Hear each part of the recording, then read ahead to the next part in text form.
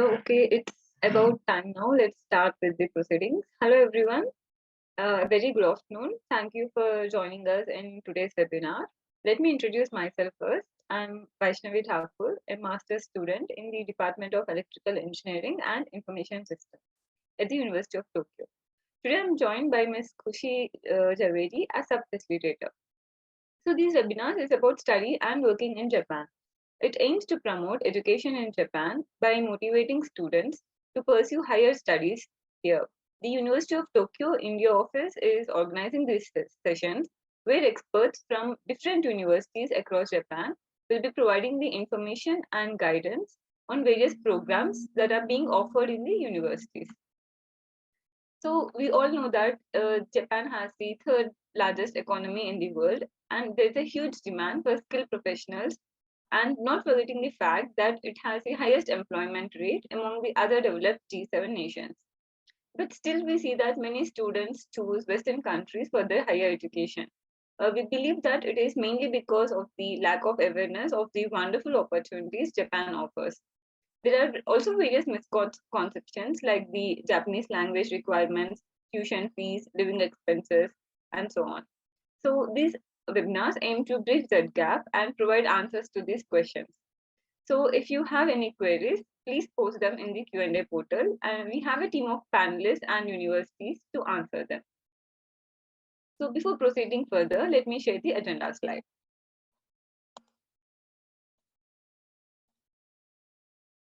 The agenda for today is as follows. And first we'll have a brief overview of these sessions by Ms. Sakshi, who is an assistant manager at University of Tokyo India office, which is followed by presentation of study and work life in Japan by Ms. Kushi, who is a student at the Keio University. And then we have presentations by representatives of various universities. So the total time of presentation by universities is 20 minutes, which is followed by a Q&A session of 5 minutes. So before proceeding the webinar, I would like to request all panelists to turn off your audio and video when you are not presenting. And also please share the university details in the chat box after your presentation. So now without any further ado, let's proceed with the webinar. And I would like to invite Ms. Sakshi to provide more details about these webinars. Thank you, Ms. Vaishnavi. I'll just share my screen. Could you please stop sharing your screen? Thank you very much. All right, I hope everyone can see my screen. So namaste everyone, welcome to this webinar Study and Work in Japan session 7. My name is Sakshi Roy and it's my pleasure to thank all our expert panel members from prestigious Japanese universities who attended and contributed to this webinar series. So thank you everyone for your time to attend this webinar and for your continuous support. Thank you very much. So this is just a brief idea about our office. Our office is a part of Study in Japan Global Network project in Southwest Asia by MEXT, and we usually provide information on Japanese university. In order to increase awareness of higher education opportunities in Japan, we organize education fairs and seminars throughout India. So these are all the basic parts of our office activities. All right, as you all know, our webinars are brought to you by MEXT, the Ministry of Education, Culture, Sports, Science, and Technology in Japan. The main purpose of our webinars is to introduce you to some of the top Japanese universities. In our online sessions, all the universities will be discussing English-based programs and scholarship opportunities available to them. And it's a huge opportunity for you to know about their programs and offering directly by each university representatives.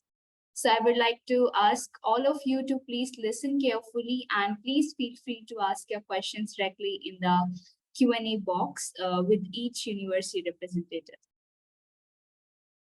So this is just a brief idea about number of higher education institutes in Japan. In Japan, there has been approximately 700 plus universities as well as specialized vocational institutions. And in Japan, moreover, Japan is consistently ranked in the top 10 countries for education. And some of the Japanese universities have been ranked among top 500 in the world. So therefore, you learn from some of the finest minds in the world and work in some of the most modern labs if you wish to consider your higher studies in Japan. So this is the email address of our office. If you have any questions later after attending the webinar, please do not hesitate to contact us. We'll be very happy to assist you with your queries. And we'll also share this email in the chat box for your reference. So thank you very much. That's all from my side today. And I request all of you to please stay tuned with us till the end of the session, and I hope this webinar will provide you with a valuable and fruitful information about studying and working in Japan. Thank you very much for paying attention. Please enjoy today's session.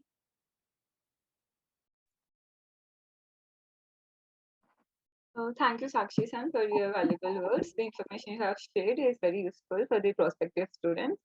And let me share my agenda slide again. So now we have Ms. Khushi Javeri, who is a student at Keio University, to give a brief overview of studying in Japan, along with her student experience here. So, Ms. Khushi-san, over to you. Thank you, Ms. Vaishnavi, for the introduction. I'll share my screen.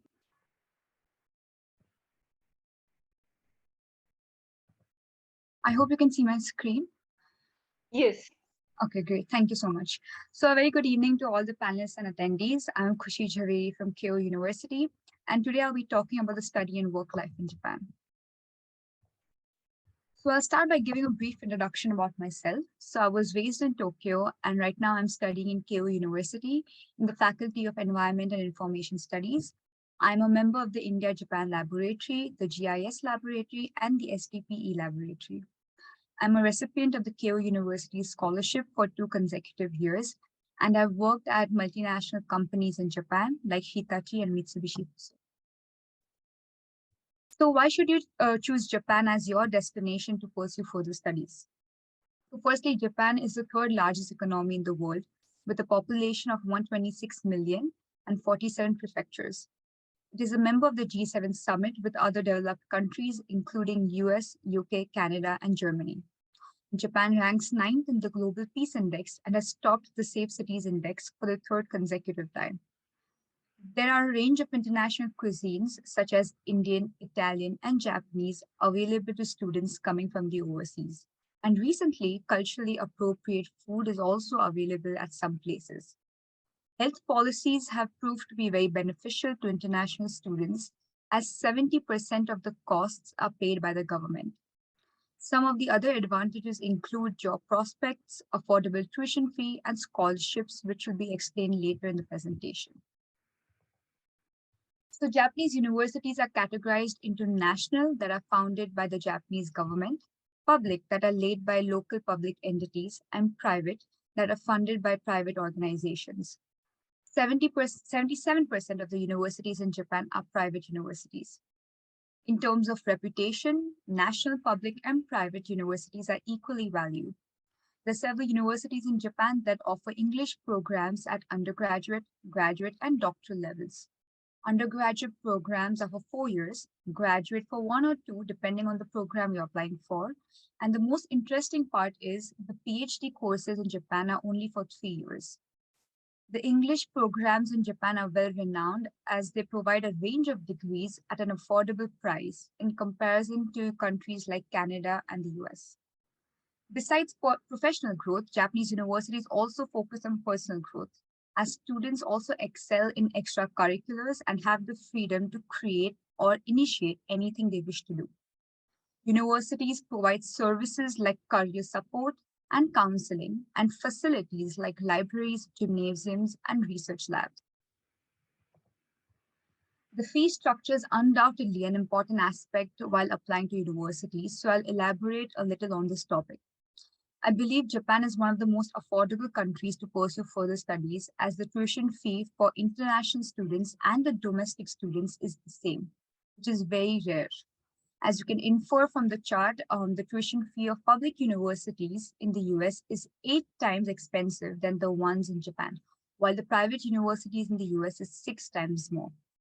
Most of the international students are provided with financial assistance by universities or the Japanese government in the form of internal or external scholarships. I've also listed a couple of basic documents that most of the universities ask for during application. For more details, I recommend you to check the application guidelines of the program you wish to enroll in or contact the admissions office for more clarity. In order to apply for the master's or the PhD courses, it is crucial for the applicant to contact the supervisor of the program for admission assistance. The MEC scholarship and the JASO scholarship are well known amongst international students. There are three types of scholarships: the scholarships provided by companies and private institutions. And as I mentioned earlier, the MEC scholarship and the JASO scholarship, which is provided by the government, and internal scholarships that is provided by universities. For internal scholarships and private organization scholarships, you need to refer to the application guidelines to check your eligibility. And about 102,000 students from 160 countries have studied in Japan as mixed scholarship recipients. And in the next slide, I will be focusing primarily on the mixed scholarship. And also, I wanted to add one more point that if you're not accepted for the mixed scholarship, you do not need to be disappointed, as you can apply for the internal scholarships by the universities as well. So first, I would like to request students to take a picture of this slide, as you could refer to it after the presentation as well. So talking about the mixed scholarship, there are two ways for a student to apply. If you're an undergraduate student, you need to apply through the embassy. If you're a master's or a PhD student, you can apply through the embassy or the university. Monthly allowance, education fee, and traveling expenses are some of the definite advantages of the mixed scholarship. Undergraduate students are required to take an examination. The exam subjects depend on the program you intend to apply for. And the details of the mixed scholarship for undergraduate and research students will also be shared in the chat box, so you could save the links that will be shared. So now I'd like to elaborate a little on the job prospects in Japan. The job opportunities in Japan are countless, as several benefits come along once you work in a company here. Graduates from Japanese universities usually tend to work for multinational companies such as Amazon, Google, and Toyota. Graduates, especially with a computer background, have a great scope in Japan. The average salary after graduation is minimum 2.5 million yen per year, which is 17 lakh rupees. Japan has the lowest unemployment rate, which is 2.34%, and visa procurement is not a very tedious process. And the student visa can be upgraded to working visa if the student is able to find a job within Japan. Many students, after working in Japan, also get the permanent residency status if they have high school visa. So I highly recommend you to look into that as well. And now, as you can see in this chart, the number of dispositions for employment purposes from international students has been escalating over the years. 2019 witnessed double the capacity of international students than in 2017. There has been a 50% increase in the number of students and professors coming from overseas. This increase, I believe, is because of the wide job prospects and internship opportunities in Japan. So another very interesting and distinct feature of Japan is the opportunity to experience various seasons. Compared to other countries like Canada, Japan does not experience harsh climates. You can experience different seasons in the country, like the famous cherry blossoms in spring or the foliage in autumn, and travel across the country and experience varied climates. Lastly, I'll talk a little about my student life in Japan. I believe that the most important aspect of any university is building a network and connecting with students and professors of diverse backgrounds and interests.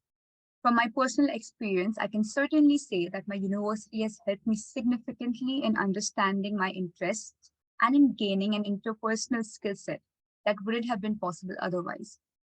My university has opened doors to several unexpected but worthwhile opportunities and experiences, as you can see in these pictures.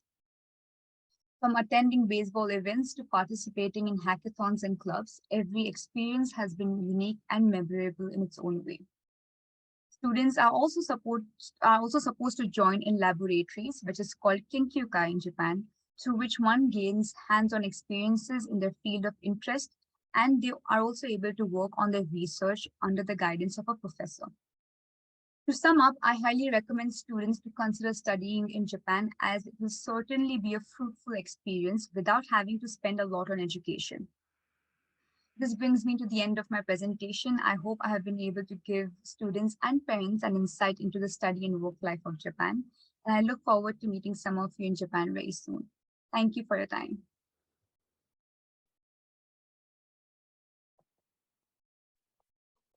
Thank you, Ms. Khushi, for the wonderful presentation. Also for providing an overall picture of how a student's life looks in Japan. Thank you very much. So now let me share the agenda slide.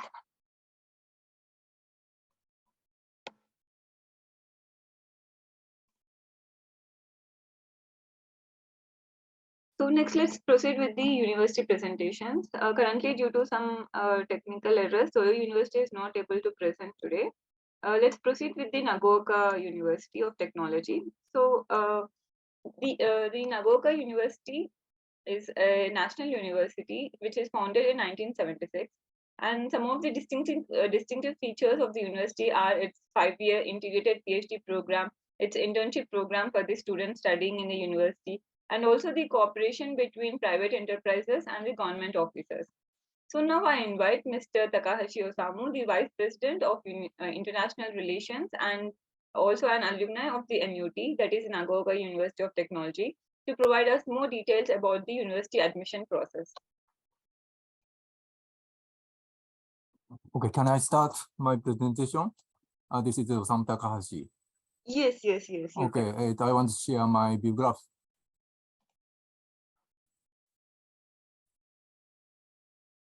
Just a moment.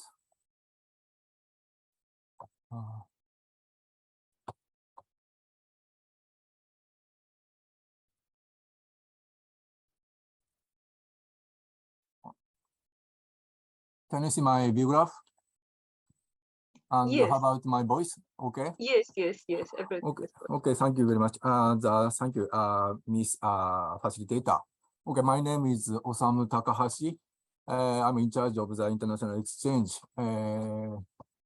Today, I want to introduce my university, Nagaoka University of Technology. Okay, let's start with the location of Nagaoka.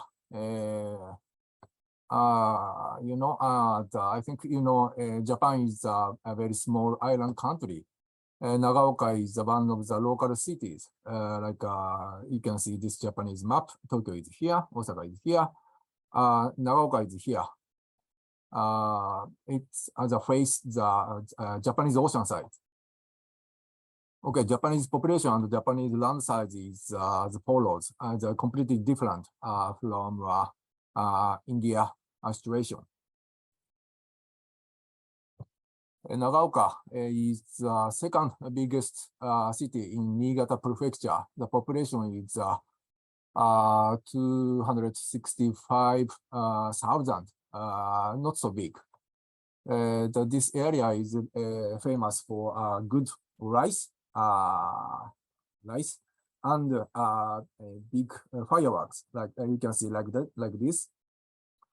This is the Chosei Bridge. This is a symbolic structure in Nagaoka City. Nagaoka is famous for, Nagaoka has some serious damage, not only for wars, Edo era and World War II, but also as a big earthquake. We have two big earthquakes. We have some damage. Okay, and this photograph shows the view of our university. Nagaoka University Technology, NUT, have only Faculty of Engineering. University was founded in 1976. The relatively new national university in Japan. The number of students is almost 2,200, not so big. The percentage of international students is maybe 12 to 13%. this is the background of the establishment of our universities. The remarkable strategies made in Japanese science and technology over the few decades, like maybe 1970, 1980 or so, have been accompanied by the outstanding achievements in Japanese industry. The time has already arrived in which there is a need for a new approach to science and technology. So Japanese industry requires leading engineers who can facilitate the formation of the positive, balanced, and supportive relationship. Based on this background, NUT aims to establish itself as an indispensable member of global society, and as a university which creates Gigaku. Gigaku is Japanese, with a proactive approach to science change and social change. The Gigaku is Japanese Gigaku. It's a form of science which allows us to further refine and develop technological system and scientific methods. And NUT produces engineers who have practical, creative capabilities and a spirit of service, and who will lead society into the futures. Therefore, NUT places emphasis on especially graduate level education. This figure shows the structure of NUT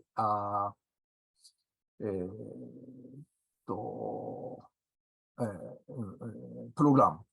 The lower view graph shows Japanese standard university. Almost Japanese university have the students from high school, the undergraduate program, and some students, some of them move to the graduate program.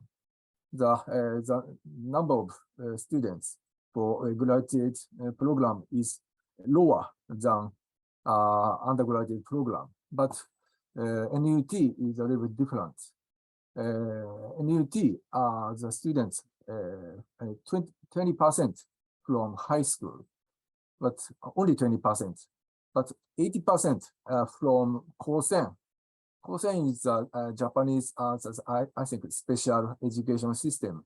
The Kosen is the image is a combination of engineering high school and 2-year junior college. 80% students we are from this Kosen or some special program, training program. And our education program, the fourth grade, almost 80% move to the master course. So the students who move to the master course, they attend the long-term internship, long-term, almost 5 or 6 months long-term internship. The capacity of the undergraduate program and the master program is same.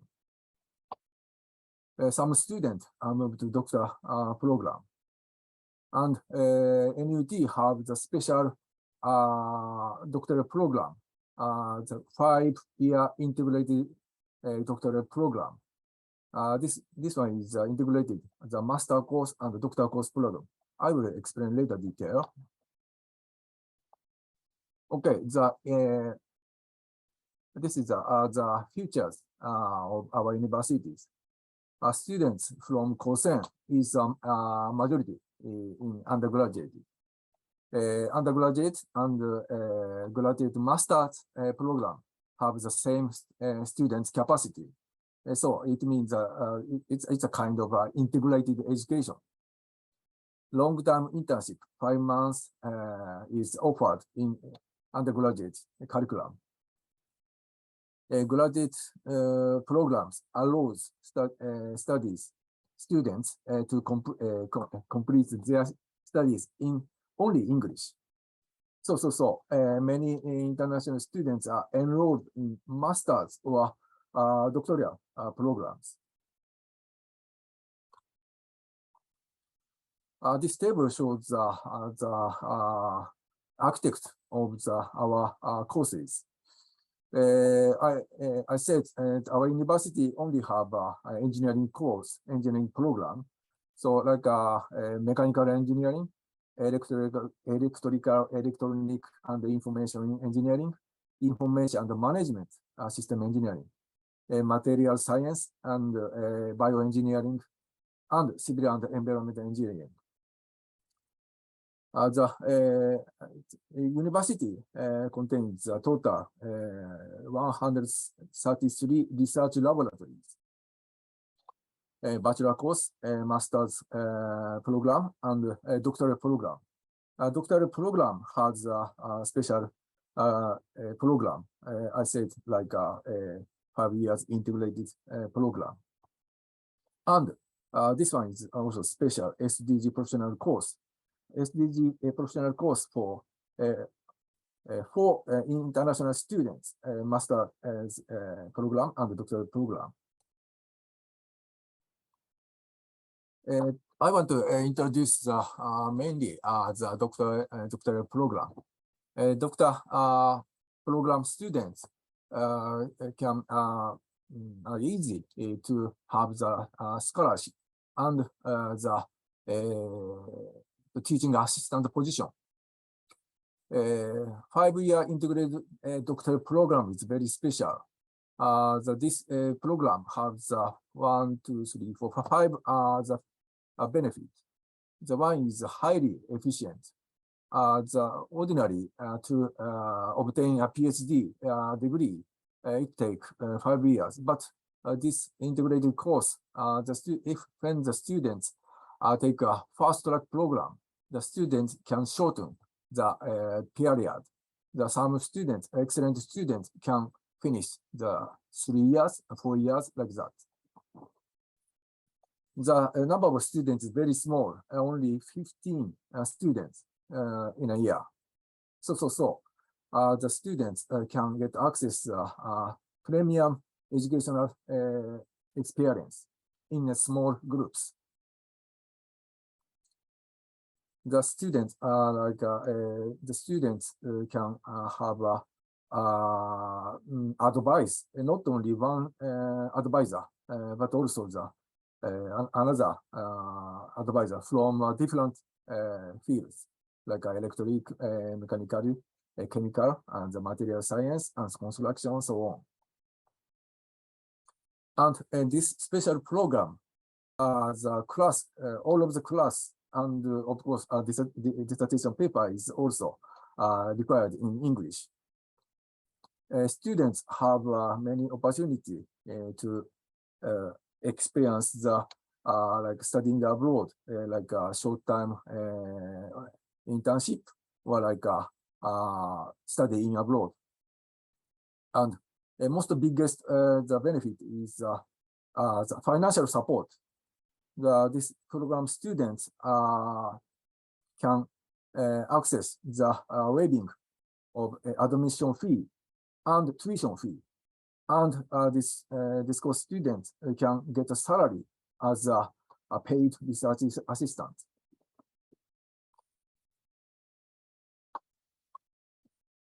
Okay.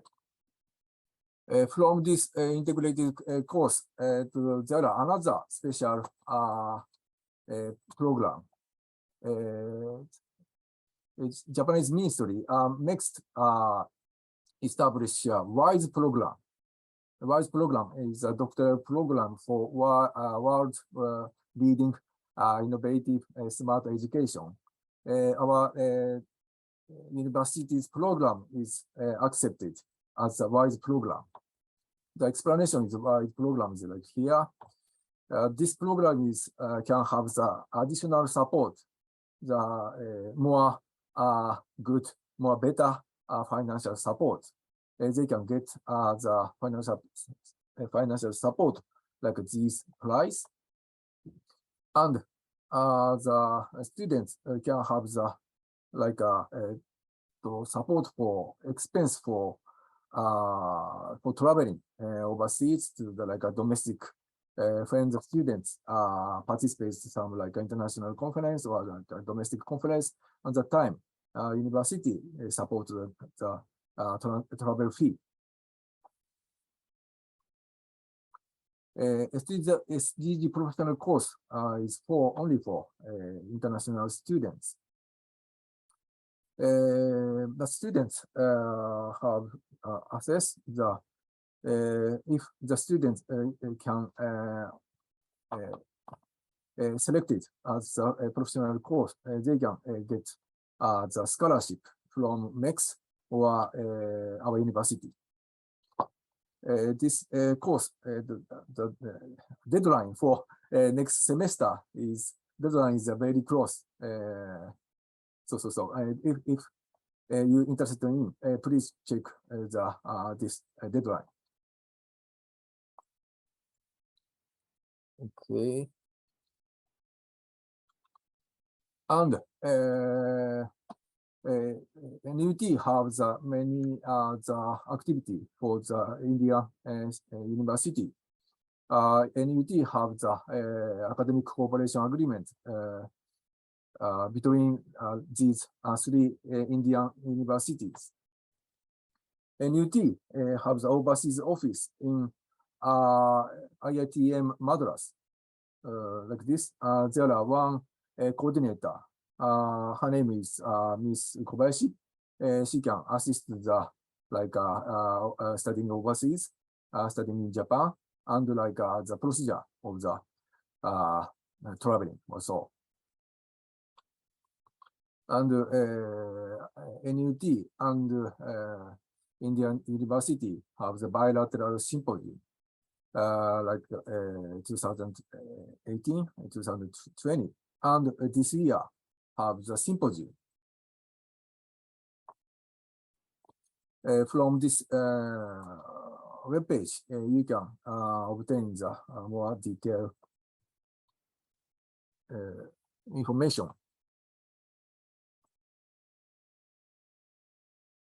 Okay, what time is coming? NUT have the support system. The mentor is assisted for the first 3 months by the university to assist the students after arrival, like complete the formalities such as residential registration, health insurance application, and help to the prepare daily necessities and start the new life, and gives the advice for the study and daily life also. And NUT offers Japanese language classes.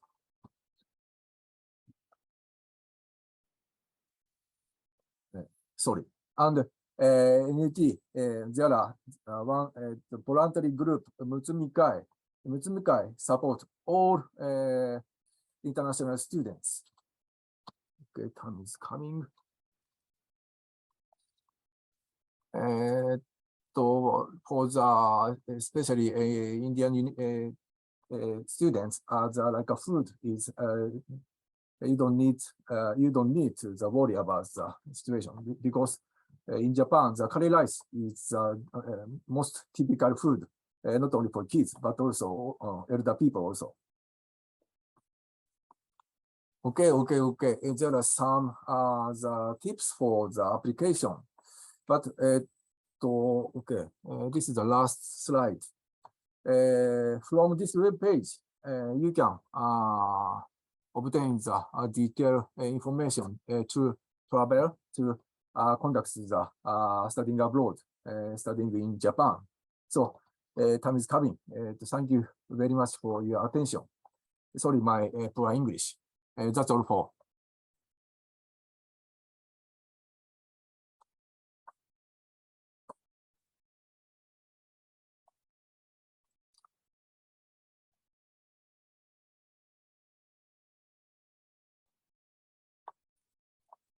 Thank you, Mr. Takahashi, for such an interesting presentation. It is very valuable to the students. And should we take up some questions from the Q&A portal?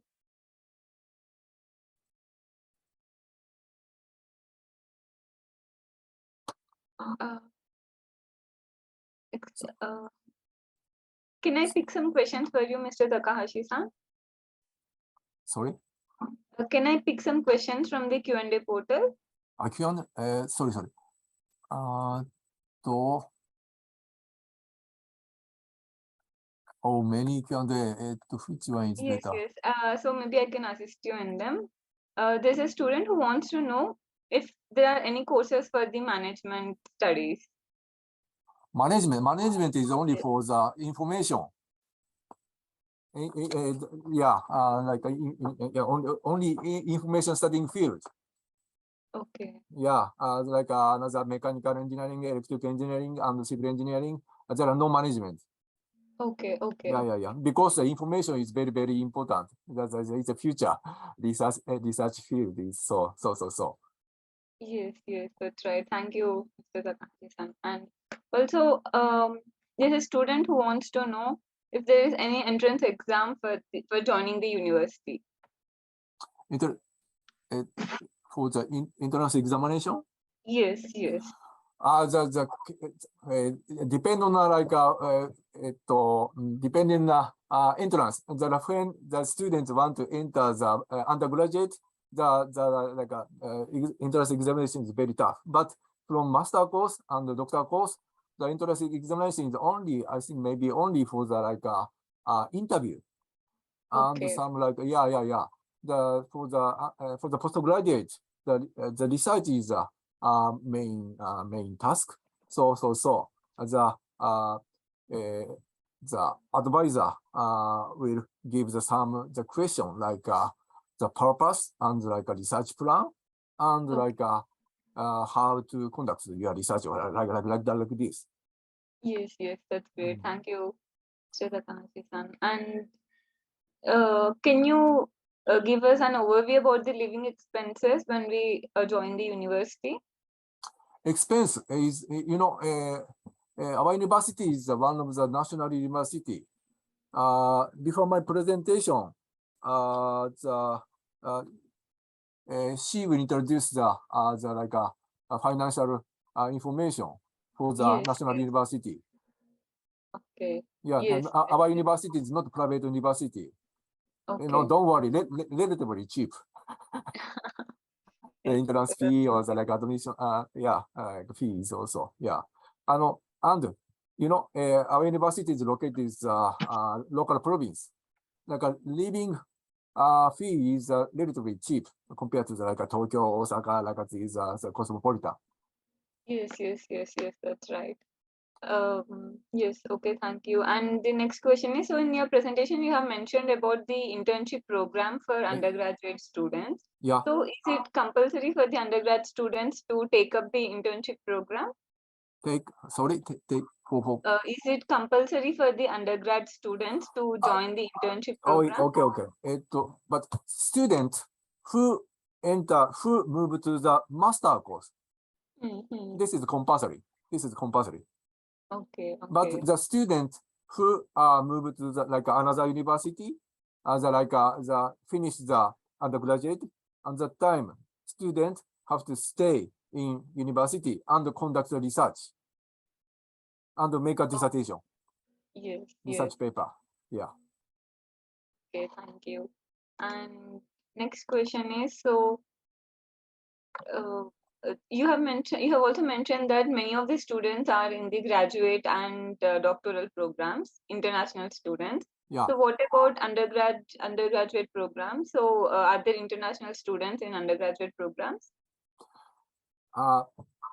For undergraduate program, almost all class is organized in Japanese. Okay. Yeah, there are some international students in undergraduate, but these students can use, can get understand the Japanese. Okay. So Okay. for foreign students who don't know who can't use Japanese well at that time, I strongly recommend to enter from the master course Yes, or yes. doctor course. Yeah. Yes, yes, yes, that's right. Thank you, Professor. And also, are there any research internship opportunities in the university? For the master course and doctor course, the friends, if you know, a special integrated course is compulsory. One Hmm. time, students have to participate in the international internship. But Hmm. ordinary master course and doctor course, it's not compulsory. It's one of the option. When the students want to participate in international internship, at that time, students can choose, can select. Not Yes. only overseas, but also domestic also. Hmm. Okay. Thank you, Professor. And also, there's a student who wants to know that after arrival in Japan, will there be anyone guiding to settle in Japan? So, to complete the residence and city hall registration. So, I think you have mentioned about the mentor, right? About providing a mentor for the students, for the international students. So, can you briefly tell us how can they assist us? Yeah. But for the like a mentor system is only 3 months. 3 months. Every foreign student, every international student, even though he can use Japanese. Yeah. So mentor will support. Okay, okay. Mm. That's great. Thank you. And so, are there and how can postdoctoral researchers how can they apply for in the university for the postdoc positions? Are you aware of the positions? Sorry. Pardon. Are you aware of the postdoc positions in the university? The Postdoctoral positions. postdoctoral position depend on the situation. Like if the advisor have money and also at the time the advisor can hire, and like if the advisor have the research project at that time, like Hmm. yeah, the project can hire the postdoctor fellow. But I don't know if the advisor don't have the doesn't have the money, or like doesn't have any the research project at the time. Not so easy. I think so. Yes, yes, The yes. So same situation as another Japanese national university. yes, yes, yes, that's right. So usually the postdoc positions in the universities are through the professor and through the laboratories rather than the university side. So that's right. But our university is only the engineering faculty. So like for engineering field, the almost the many advisor have their own research projects. Wow. So I think postdoc the position is available. Not so difficult, I think so. Yes, yes, yes. Thank you. And we'll take one last question from the Q&A portal. So besides the popular scholarships like MEXT and JASO, are there any internal scholarships from the university? For university, yeah, I introduced the SDG professional course. This course from our university, but students can get a scholarship from private company like Rotary Club, and like another. Of course, students can have the scholarship. Not only mixed, not only for JASO. Yeah, especially foreign student is very strong for to survive. Yes, yes, yes. So, in addition to to Mr. Takahashi's point, there are many internal scholarships offered by the universities and private scholarships from companies. So it's not very difficult to come here and study? I think so. I believe. Okay, Mr. Takahashi-san, I think it was great. So it went very well. Thank you for answering all the questions. And also there are a few questions in the Q&A portal still remaining. So if you think they are applicable to your university, please try to answer them. If I can, I try. Yes, in the, I'm very surprised. There are so many questions. yes, most of them have already been covered in the presentation. Like for example, what is the eligibility criteria, or what is the application process? So most of them have been covered in the presentation already. So But yeah, other than that, if you find any applicable questions, please try to answer them, and also kindly post the links of the university in the chat box. in our university have the English web page as for like enrollment and like the administration also. So and that if the students are interested in, please check the English web page. Yes, yes. Yeah. I recommend. My poor English is not sufficient. I think so. No, it's very good. So yeah. Thank you, Mr. Takahashi, for joining us in Yeah, today's. thank you very much. I'm a little surprised because my time is second, but no Toyo University, so I'm just surprised. So yeah, I feel a little nervous. So thank you very much. Oh no, it went really well. Thank you. Thank you very much. Okay. So I see that Toyo University is here. Maybe we'll go with the Toyo University now. Mr. Yosuke Hori. Hello, good evening. Hello, good evening. Nice to meet you again. So would you like to start your presentation? Sure. First of all, I deeply apologize for my delay. I completely misunderstood the starting time, so I'm very sorry. Mr. Takahashi-san in Nagaoka, thank you for starting the presentation first. I'm sorry for making you nervous, and I feel really my pleasure. Don't worry. Guilty. Yes. Again, thank you organizers for planning and organizing this event this year as well. So my name is Ryosuke Hori. I'm from International Affairs Office at Toyo University. And today, I like to introduce our university a little bit. And then because I directly work for undergraduate programs, I will introduce our new package of a full scholarship program for new coming undergraduate students. So for those who are interested in graduate programs, well, the information may not be very sufficient. So at the end of my presentation, I will try to send you the links, for useful information. Okay. So let me start with my presentation here. So our name is Toyo University. Actually, our campuses are located in Tokyo. So the easiest way to remember is to say Toyo in Tokyo, right?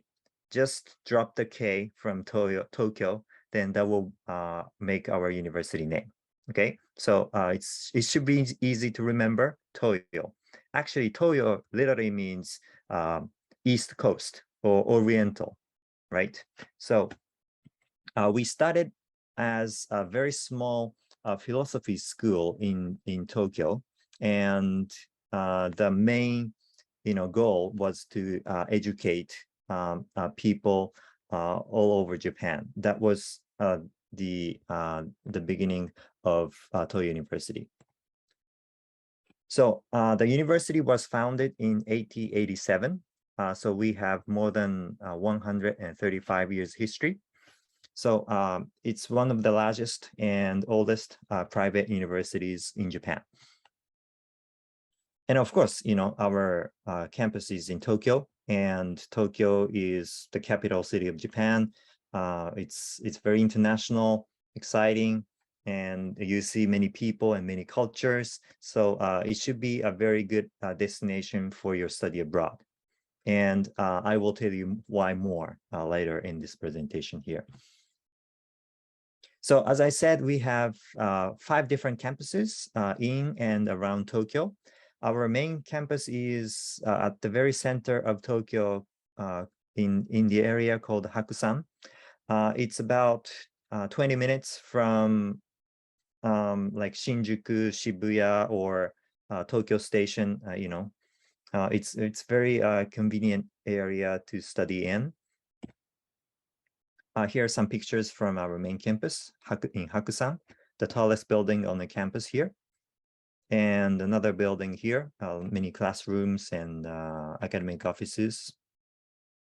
And from the above, you see it's not really commercial area, but it's actually a cozy housing area. So the area itself is quiet, but if you take a subway for like 15 minutes, you will get to a more commercial tourist spots. So here are some key numbers.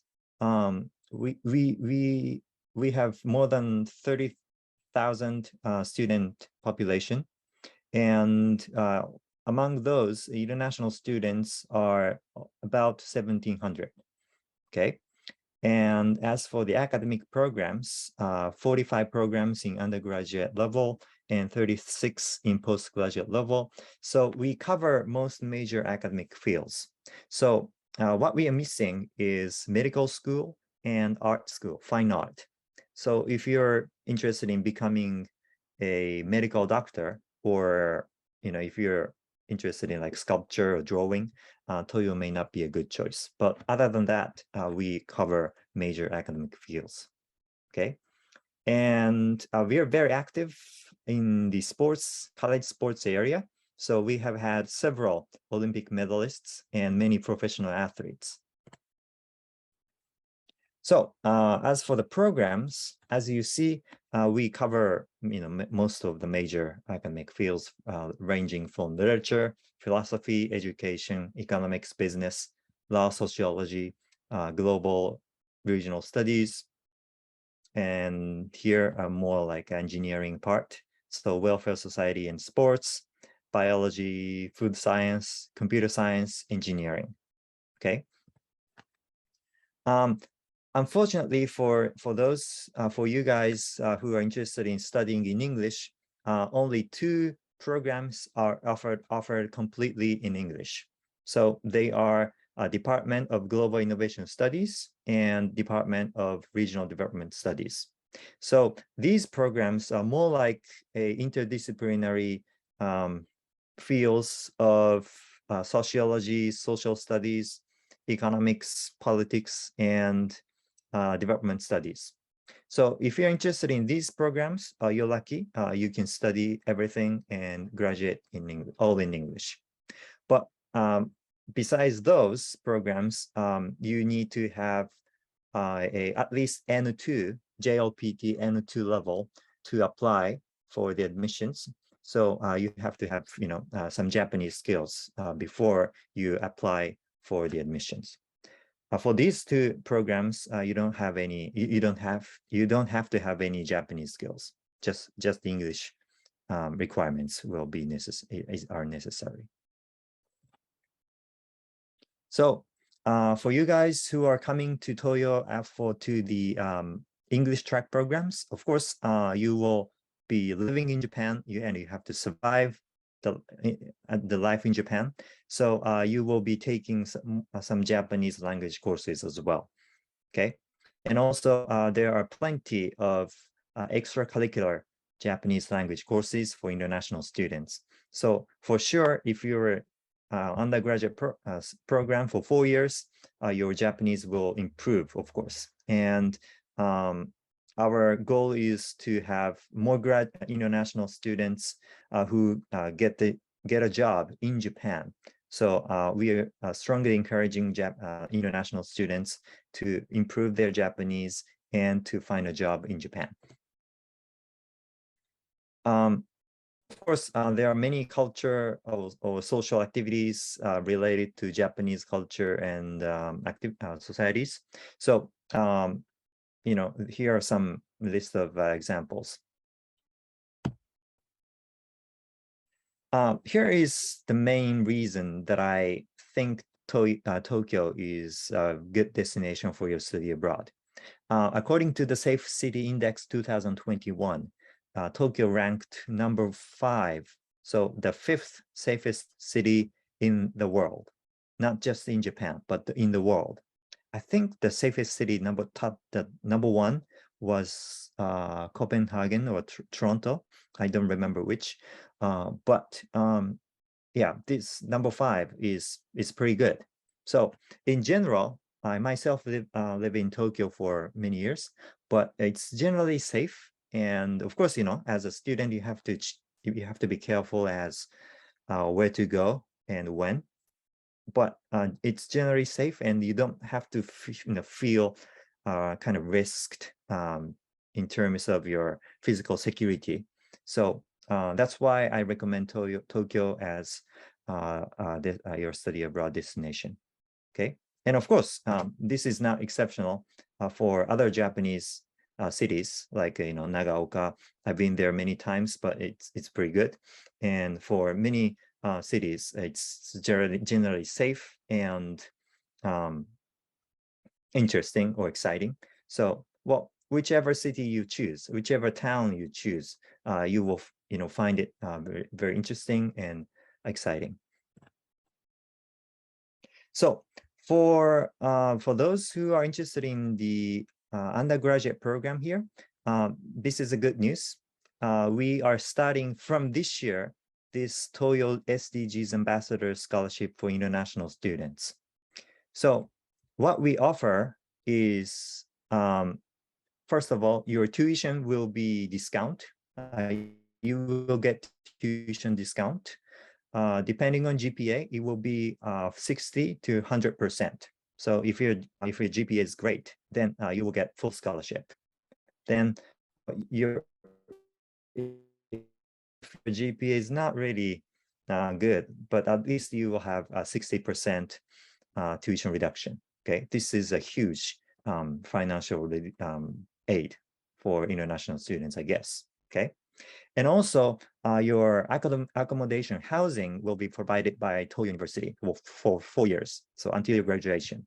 And you don't have to pay anything for the housing fee. And also, you will have on-campus part-time job opportunities, and this will be kind of additional financial support from the university. And as a SDGs ambassador, you will be required to offer some learning opportunities to Toyo community about like how to promote SDGs, or how to make Toyo community achieve some goals. So you will be required to be actively participate in various seminars, or you will be the host of SDGs activities. And by the end of each academic year, you're supposed to submit a annual report to the committee. And then if the report is good enough, then your eligibility as a SDGs ambassador will continue in the following year. Okay, so this is a kind of aid package, but also you have to be active in terms of participation in various events or hosting various learning opportunities for Toyo community. Okay, so you will be a leader to promote SDGs in our university. Okay. So here's a list of departments accommodating SDGs ambassadors. So if you're interested in English track program, yes, you will be eligible. And for Japanese tracks, of course, as well, there are some programs that accommodate SDGs ambassadors. So if you're already proficient in Japanese and English, you will have a chance to get this opportunity, right? Well, even if you're not selected as an SDGs ambassador, actually we offer 30% discount for everyone. For all international students, your tuition will be deducted or reduced 30% for the first year, or 20 to 40% for the second year and ahead. Okay, so don't get disappointed if you're not selected. You will have some financial aid from the university, right? So the only requirement for this is to have a student visa. Okay, so you have to have a non-Japanese national and you have to have a student visa. Well, that's kind of the only requirement for this. So here is the number of here's the employment rate of Toyo University graduates. So it seems everybody, almost everyone who are looking for a job actually got a job. Okay. Well, but please don't misunderstand that this doesn't mean that everybody got the job that they wanted. Okay. Sometimes you have to compromise, or most of the time you have to compromise. You know, that's the life. Okay. So, but I just wanted to say, don't worry too much about job hunting. You will find something. Okay. Whether in Japan or in your home country or somewhere else in the world. Okay. So just quickly, I will go over admissions information. So this is for, again, this is for undergraduate admissions. So you will have 3 application periods. The first one is already over last week. So the next one will be coming in late September. Okay, and then that's for the April admission, April 2023, next year. And if you're aiming at coming to Toyo in September to 2023, the application period will be in February. Okay, and you will have a chance to apply for the SDGs Ambassador Scholarship as well, right? So everything will be online in terms of the application. So you will, submit your documents, PDF files to our application site, and then we check your documents and kind of decide whether you are eligible or not. And then we will have a document screening, and we will also conduct a online interview. And well, some programs don't require online interview, but some do. So depending on which program you are applying for, you may not have an interview or you may have an interview. Okay, then results will be announced. Then here's a kind of tricky thing. So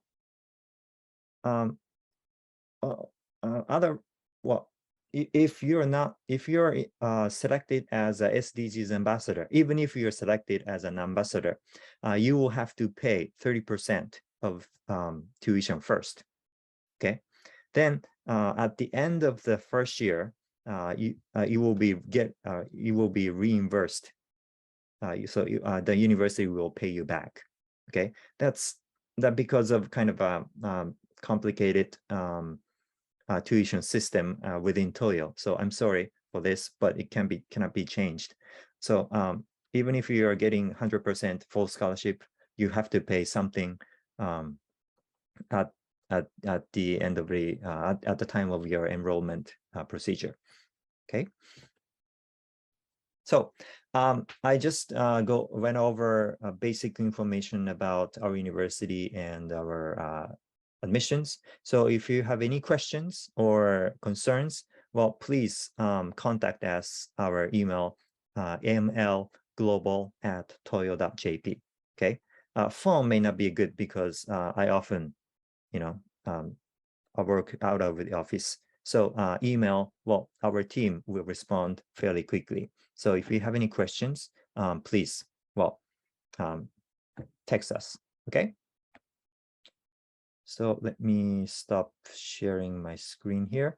And also I will paste the admissions websites links here. So the first one is for the undergraduate, and the second one is for graduate school here.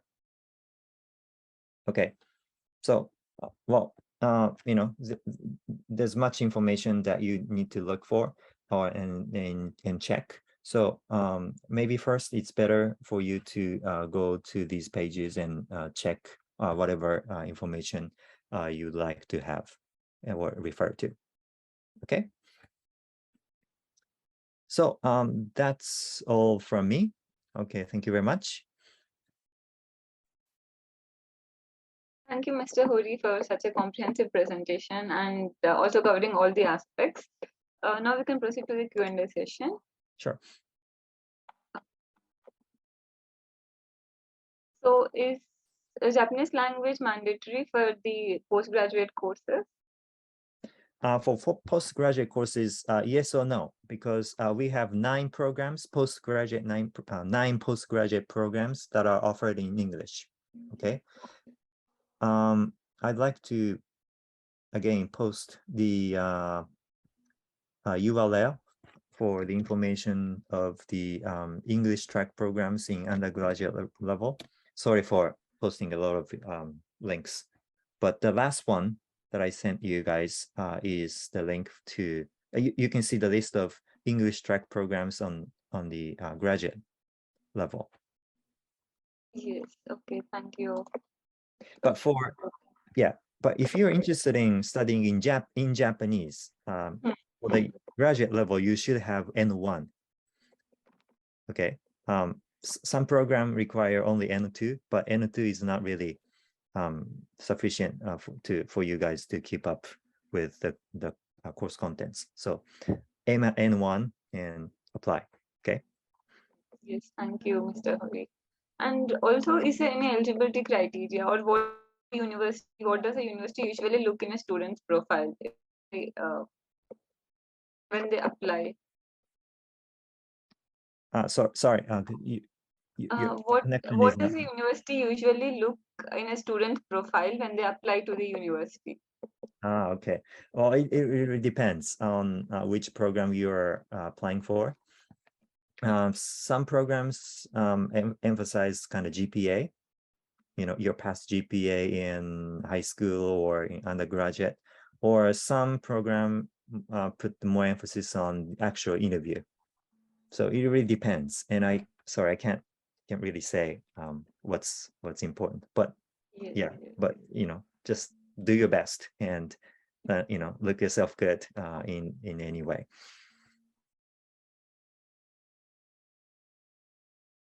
Most of the questions have already been answered, so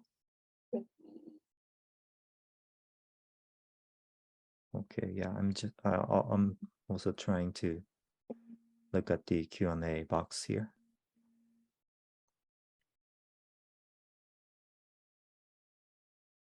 So are there any courses for the mechanical engineering in the graduate program? Yes, we do have a mechanical engineering program, but the courses are offered in Japanese. So again, you have to have N1 on JLPT first when you apply. Okay. So are there any courses which can be done through online mode rather than being present in the offline? Unfortunately, with that regard, we are kind of conservative, and many teachers prefer, you know, face-to-face classroom teaching. So basically, you have to be in Tokyo on our campus and attend classes. Yeah, especially when the COVID is over, I think 100% it will be face-to-face. Yes, that's right. So are there any internship opportunities for the students who are studying in India right now? Like Not student just exchange programs. Yeah, well, not just for India, but we generally provide many internship opportunities to you know, current degree-seeking students. Actually, this program has finished, but already finished. But we were selected as one of the universities who were receiving national grants to promote, you know, job hunting for international students in Japan. So with that regard, yes, we are very keen on providing internship opportunities and also teaching business Japanese, you know, to international students. Yes, that's right. Almost all universities in Japan, when you enroll, so they have the Japanese language courses through which you can easily reach N3 and 4 level by the time we graduate. That's So, right. That's right. Yeah. Yeah, but you have to work very hard. yes, that's right. Yes. So there's a student who has done bachelor's in maths. So what are the opportunities for him in your university? If you already finished your master's degree, so well, PhD will be the best choice. Okay. In mathematics. Mathematics, yes. We do have a mathematics program. Okay. Thank you. Yeah, but this may be true for all Japanese universities. But if you're interested in graduate school or applying for a graduate program, the first thing you should do is to contact the graduate school office of the university. Okay, and this is not this is the case also for Toyo. So you have to find a research supervisor first, to apply for the admissions. Yeah, this is true for many universities. So, well, check the university website, find a program that fits your interests, and then try to find a research supervisor for your future admissions. Yes. So are there any management courses in the university, Mr. Hori? Yes, we do have a MBA program, a business administration, and the courses are offered in Japanese on undergraduate level, but in English on graduate level. Yes. Okay. So is any work experience required to enroll in these courses? Not at all. Not We at all. welcome newly graduated. Okay, So, that's great. yeah. Usually most of the management programs, they ask for a certain years of experience. So it's great that there's experience. Yeah, but maybe having a work experience is a plus advantage. And depending on your backgrounds, probably what you can learn may be different. Great. Thank you. And also when students are joining the university, do they have to give any exams like GRE, TOEFL or IELTS? We generally require only a language test score, like English or Japanese, but there's no GRE or SAT requirements. Okay, that's great. And how easy is it for the students to get the internal scholarships from the university? We, the scholarship program that I just talked about, we are just starting this year, and nobody knows. Sorry, nobody knows how competitive it will be. But this is actually only the second study in Japan fair that I introduced about this program. So not many people still don't know about the program. So lucky you guys. Yes, I think students who join today's webinar can take this as an opportunity. Yes. You're the very first group to know about the program. Thank you, Mr. Hori. Thank you for answering the question. So most of them have already been answered. And there are some general questions like what are the programs related biotechnology, or what are the programs in electrical engineering. So those details can be easily found on the university website. So I request Mr. Hori, please share them on the chat box so that students can Sure. refer to them. Yeah, I'll try. Yes, thank you. And if you find any questions related to the university in the chat box, please try to answer them. Okay, thank you very much. Thank you. Thank you so much for joining us today. Thank you, and I'm very sorry again. No. It went well in the end, so that's totally fine. Thank you. Thank you very much. So let's proceed with the next presentation. And let me share my agenda slide. So now we have the Niigata University. So before inviting Niigata University, I would like to give a short introduction. So it is a national university which goes back to 150 years ago. So since their inauguration as a national university in 1940, and they have played a very important role in the higher education and research in Japan. So today we are joined by Mr. M. Satish Kumar, who is a professor at the Niigata University, to provide us more information and assist you with the admission process. Over to you, Professor. Okay, thank you, Vaishnavi. Thank you for your introduction, and I would like to introduce Niigata University. And first of all, let me share the presentation.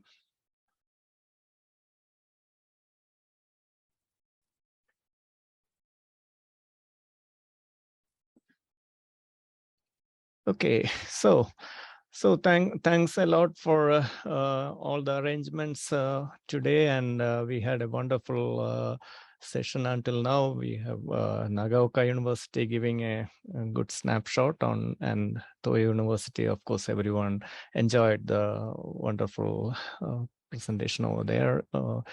And from my side, I'll be once again taking you to Niigata, which is, I would say, besides Nagaoka, which is on the way towards the Japan seaside. So my name is Satish Kumar. I am from India. I did my PhD in Osaka City University, and I did it was long back. It is I passed out in 1998. So it was perhaps in the beginning of a lot of international students coming to Japan. So why Japan? It was my own view was why everyone is going to Western countries. So I should choose something different. So it was indeed a great experience for me. I did my PhD in geology, and fortunately I could perform well, and then got a postdoctoral fellowship from JSPS, and then started my career started with Shizuoka University for a while, and then I moved to Niigata University as a professor in 2012. So everyone is very much anxious about the language. So I came here just by knowing konnichiwa or sayonara. That's all. I never learned a single Japanese word before coming to Japan. So as most of the participants are from India, so I don't see that you need to worry much about the language, because we in India, where when we do our studies, we come across all sort of languages. So it's not something new, and it's not a difficult thing. So let me start with my university. So Niigata, of course, you have seen that Nagaoka is about we are in the same prefecture, and it's about 300 kilometers north of Tokyo, and for a 2-hour Shinkansen bullet train ride.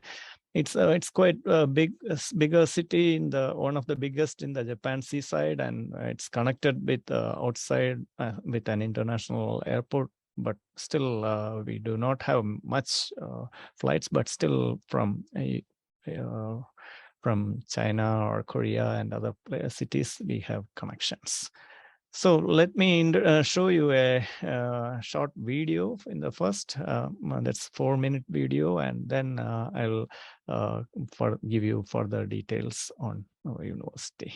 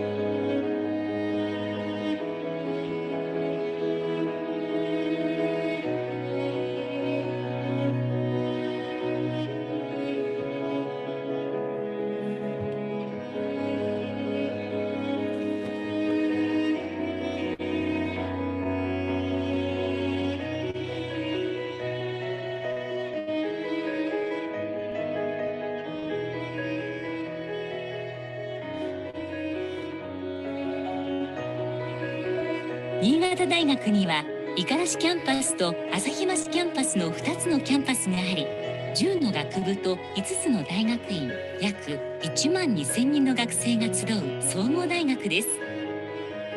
五十嵐キャンパスは8つの学部と3つの大学院のほかに、県内最大の蔵書数を誇る付属図書館や災害復興科学研究所などを有する緑豊かな落ち着いた環境です。旭町キャンパスは医学部、歯学部、2つの大学院のほかに医師学総合病院や脳研究所など優れた環境が整っており、国立の総合大学らしい新潟大学ならではの学びを実現しています。新潟大学は広大な越後平野に囲まれる恵まれた環境の中にあり、日本海側の地域から対岸のアジア地域に展開する地の拠点として存在しています。本学は自立と創生を全学の理念に掲げ、優れた教育と研究、さらに社会貢献を通じて地域のみならず世界の発展に着実に貢献してきました。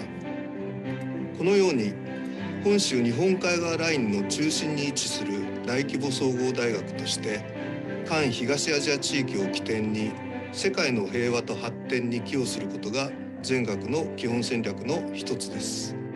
多様な教育と研究の機会を得ることができる総合大学、新潟大学において皆さんがタフでしなやかな人材として成長されることを私たちは全力で応援し支援します。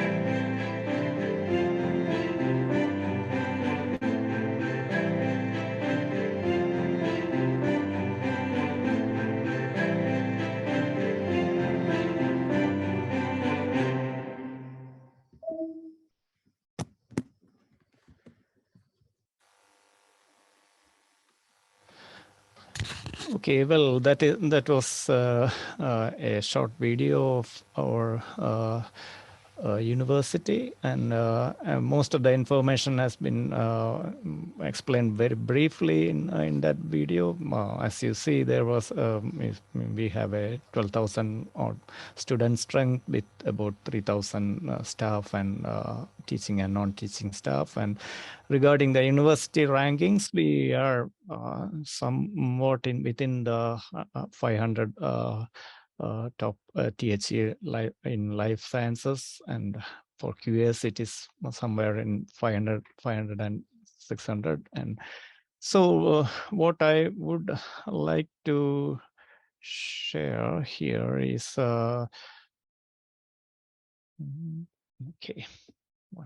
The faculties we have, as you have seen, we have all sort of faculties. I belong to Faculty of Science, but we have we cover all the subjects in our university, and we have 5 graduate schools and 2 research institutions. One of them is quite famous in all through Japan, because especially the Brain Research Center, Brain Research Institute, which is quite famous, and they are the key research institution in our university. And we recently started several research centers. One is regarding Japanese liquor archaeology center, and we have Asian Link Research Center, as well as SADO. And our peculiarity is that we have a medical faculty as well as a university hospital, which is very, very big, in the sense that it's one of the biggest in our prefecture. And I will, as a member of the Faculty of Science, I would like to just go through quickly on the programs which we have in science, because I belong to science. I can explain it more easily for you. So we have all science programs like mathematics, physics, chemistry, biology, and geology, which I'm belonging to geology program. And we have environmental science, and also we have an integrated field science program between Faculty of Agriculture and science.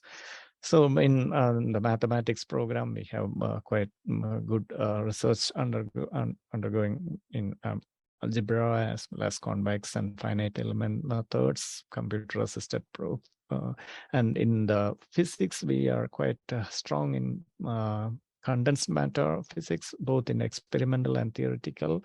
And also we are bringing out some good results on astrophysics. We have very, especially on dark matter and other such kind of things.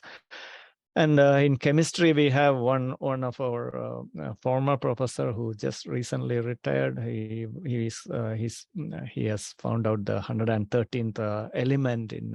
He has been part of it as nihonium, which was named after Japan. So so many of you might be, those who are in the science field might be interested in those kind of things. And biology, as usual, we have zoology and botany. And in geology, we have a quite few good research and education programs, especially in international field studies. For example, going to Mongolia, or even in Antarctica, and we have some few, at least. In my knowledge, about four professors, including me, going to Antarctica for geological research. So these are some snaps which I took by myself when I went to Antarctic research program carried as part of the National Institute of Polar Research in collaboration. So the other departments are environmental sciences and also field sciences, where it's an integrated program between agriculture and science, where environmental, ecological, and disaster science also are taught. And we have a very good institute on research natural hazards, as you have heard from other talks, that we are situated in a country where we usually experience earthquakes or can view volcanic eruptions and tsunamis. Those kind of things are there, but once in a while. But we are very much well educated for how to sustain such a natural disasters. So we also do research on such kind of active problems. Regarding Niigata University's overseas partnership institutions, we have 42 countries. We have MOUs and about 360 MOU agreements. And with India, we already have a very strong relation with the Indian Institute of Science in Bangalore, where we put that's the top research institute in India. So we have a good collaborations with them, and then several Indian Institute of Technologies, and altogether we have 6 of the major universities where we have collaborations going on. And this is one of the some of the activities between Indian universities, like when in 2018 we have a university level. Before that it was a graduate school level, but our president visited Indian Institute of Science. And also on your right you can see with Cochin University of Science and Technology, where we have marine sciences are very much dealt with. So we have some increase in Indian student population, as well as researchers visiting us, and based on these collaborations. And so we have quite a lot of international students, but unfortunately, this because of the COVID situation, their numbers were decreasing last 2 years, but now it started picking up. So this year we have quite at least we have crossed the about 60 to 70% of the students prior to COVID-19. So regarding the information on for foreign students, you just visit our Niigata University website, and the English website you have a portal, or you have the menu over here as a study at NU, and then you can follow several sub menus where you have the different ways, or for example, you have here how about the fees or scholarships, about information about Japanese government scholarships, as many of the previous talks gave many details on that. And about we have some Niigata University scholarships and JICA related, and university national scholarships by university recommendation. So if you click on those kind of things, we have we have a flow chart coming up when you look for the procedures. So it is very clearly mentioned on how to navigate through this process of application to our university. And that is for undergraduate students. And for graduate students, of course, I should mention that undergraduate students are not, or most of the courses are conducted in Japanese. So I should say sorry that we are still in only very few courses are in English. So it is rather difficult. But still, recently we get foreign students from Malaysia and Indonesia and other places for undergraduate courses. Why? Because they do a little bit of Japanese in their own country, and then try to attempt to with the entrance examinations. Examinations can be easier if you are having Japanese language level. I don't exactly say which level you need, because that depends on course to course or faculty to faculty. So then regarding the graduate school, of course, we do not need a Japanese language ability that much, but except for a living. As you can see, myself, I didn't learn anything before I came to Japan. So it's not a tough task to grasp the Japanese language. It's very quick and easy, and people are so kind, and they teach you, or they guide you very much. And so it's as several speakers have told, that it's among the safest place in the world. So people are kind. That is where the safety comes from. So the undergraduate graduate schools, if you want to join the course, you just follow this, and then you have an inquiry form. It's all internet based, so you just put up your details over here, and then you can, of course, for other details, you can visit the brochures. I'll copy and paste this information in the chat later on. So regarding one thing about tuition fee exemptions, for example, I provided some data.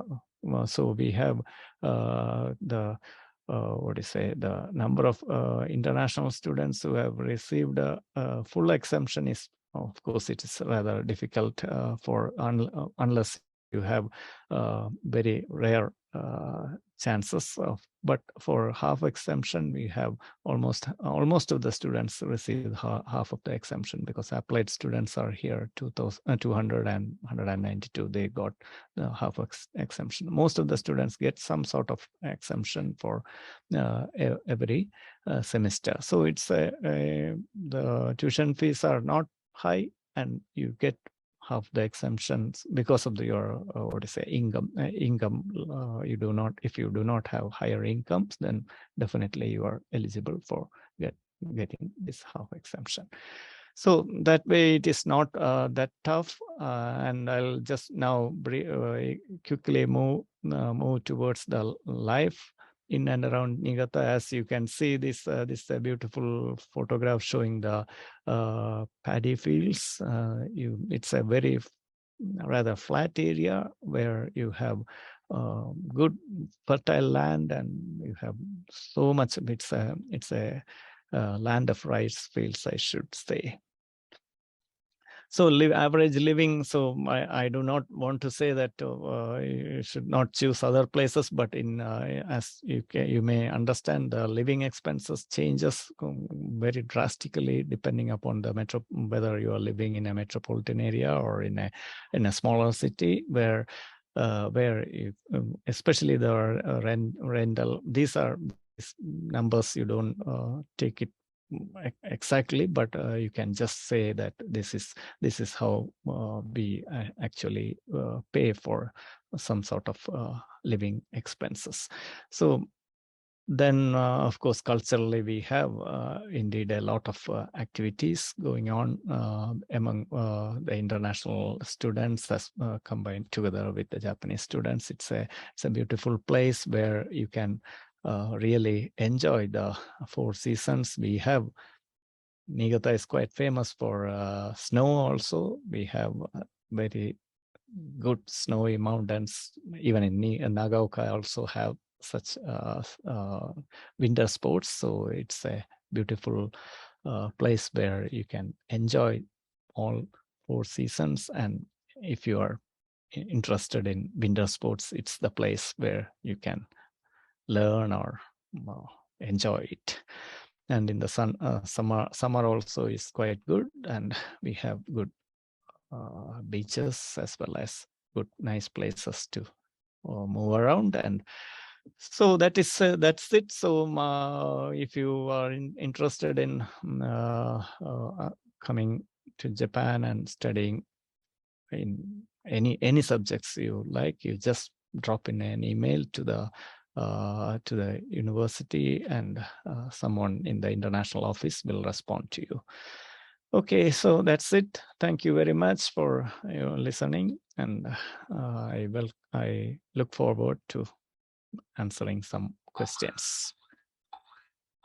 I don't know what happened. Escape. Oh, thank you, Mr. Harish Kumar, for such a comprehensive and a detailed presentation. I'm sure students are motivated to join the university and study there. So let's look into the Q&A portal. Yeah. Almost all of the questions are answered. So there's a student who wants to know if there is any AI-related PhD program. Sorry. At present, I do not remember exactly, but we have a good engineering faculty where you have exactly AI or not, but computer-related PhD programs are available. I'm sorry not for an exact answer. Sorry. No, I understand that most of the presentation was based on Graduate School of Science. So you can check out the university website or links for Graduate School of Engineering as well.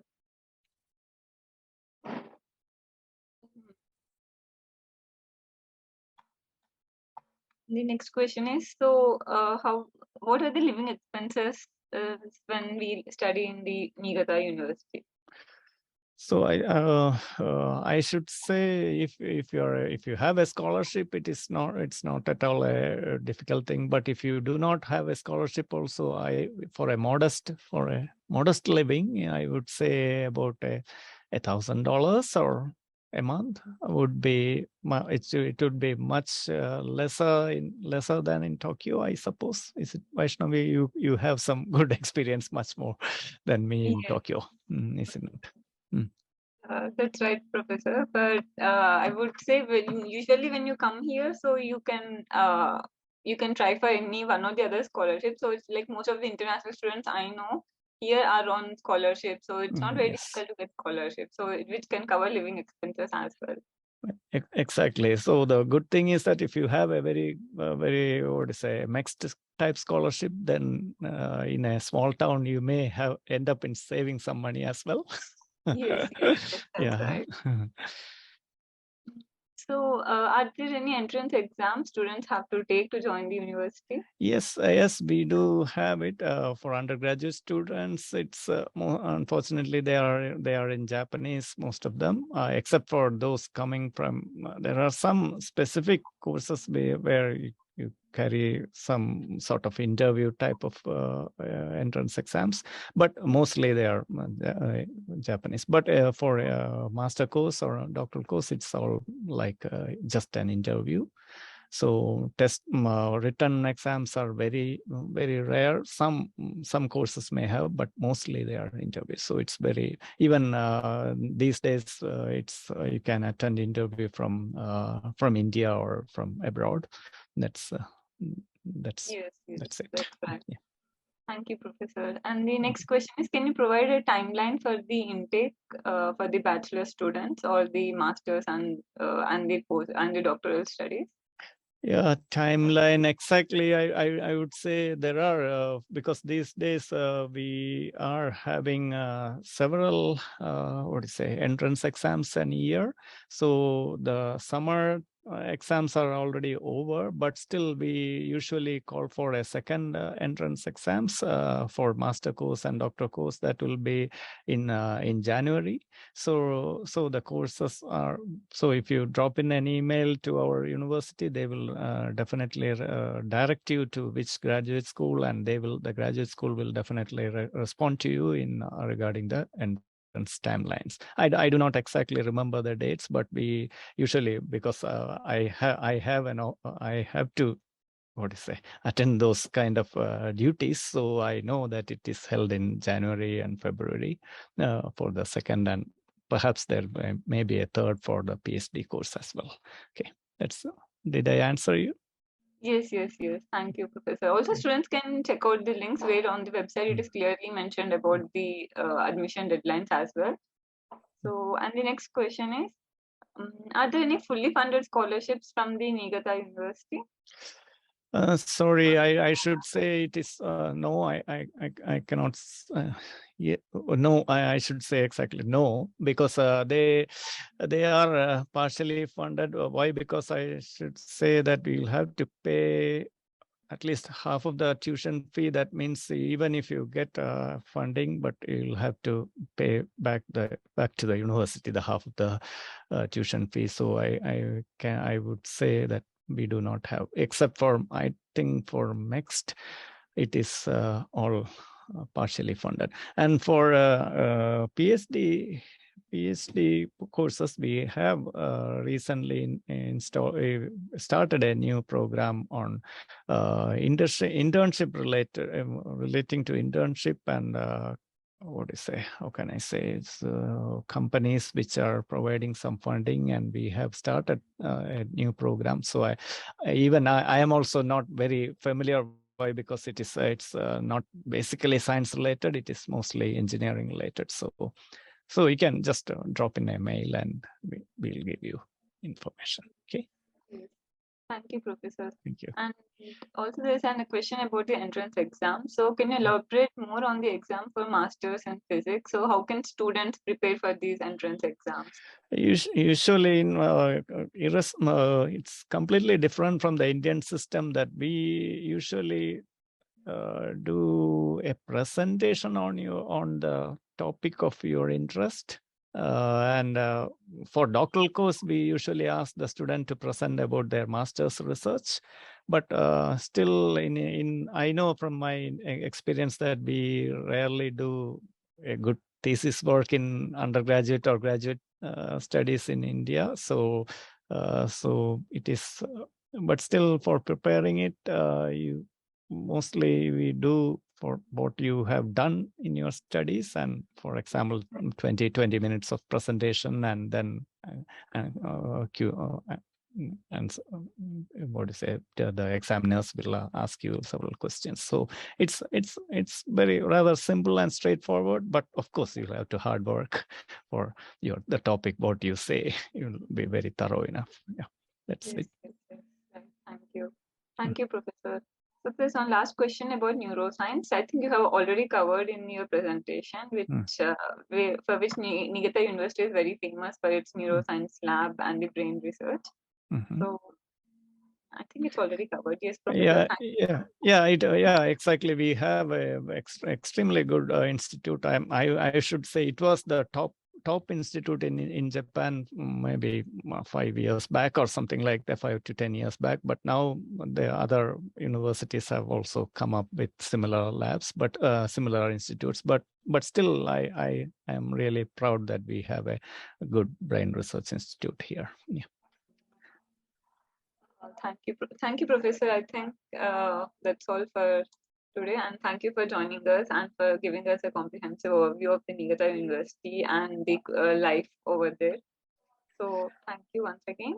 Okay, thank you very much, Vaishnavi, and thank you very much for arranging all this interesting interaction with the students. And I am also surprised to see how much Q&A and everyone is busy answering those questions. And thank you very much, and see you perhaps next time. Okay. Yes, bye. yes. Thank you, Professor. So let me share my agenda slide. Before we wrap up the presentation, we have something interesting for you guys. So there is a video which shows a student's experience of studying in Japan, which covers the scholarships, the funding, and also the life of a student. I would like to request Kushi-san to share the video.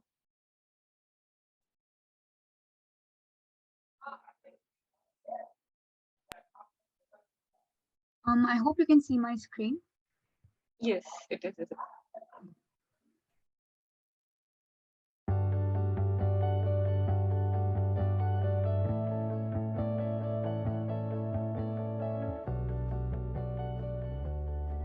As a graduate student at Ritsumeikan Asia Pacific University, I got to create a lot of network with other organizations as well.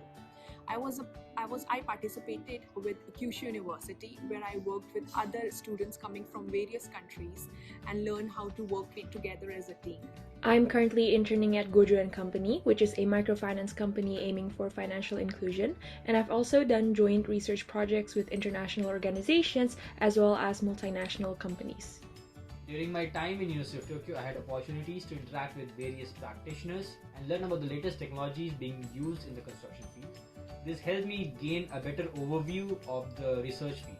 The research work and the coursework at the University of Tokyo were great, which helped me grow personally and professionally. And now I would be working with Nippon Koei as an engineering consultant. Japan as an educational destination because of the safe environment, as well as there were lots of scholarship opportunities for foreign students. Also, Japan is the one where you can learn and grow in the multicultural environment. Japan is famous for constantly improving their education standards for higher education especially, and also Japan's culture really intrigues me, which is why I've chosen to study in Japan. I had come to Japan as a research student for a 3-month internship. During that time, I really liked the research experience, the food and the culture. So I decided to continue for further studies in Japan. I chose Japan because it is well known for its application-based researches in the field of civil engineering. And my reason to choose Japan was also partially because I wanted to explore its culture, its food and diversity. I did receive Otsuka Toshimi Scholarship, which is a public entity headquarters in Osaka. I received the fully funded 4-year university recommended Mombuka Gakusho or MEX scholarship from the Japanese government.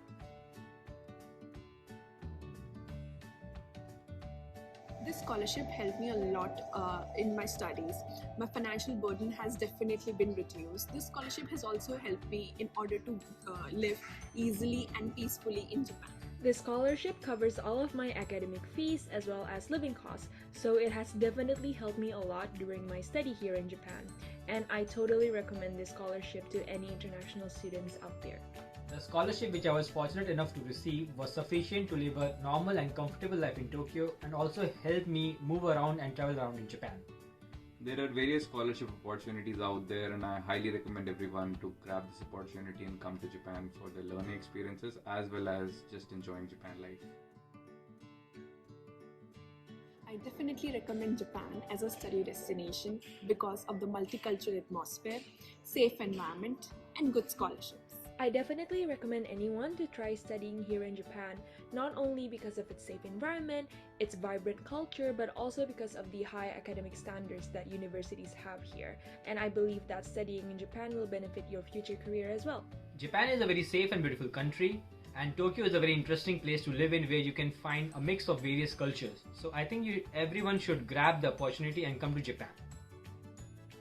Hope to see you soon in Japan. We are all waiting for you here in Japan, so hope to see you soon.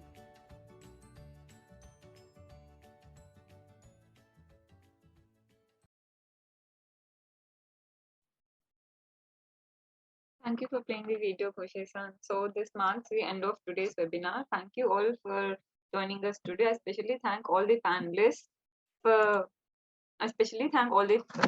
joining us today, for giving an overall view of the universities and for helping out students. And I'm sure students are quite motivated to join the universities now.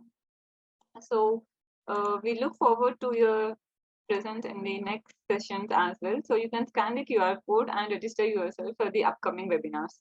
Thank you once again for joining us today. See you in the next session.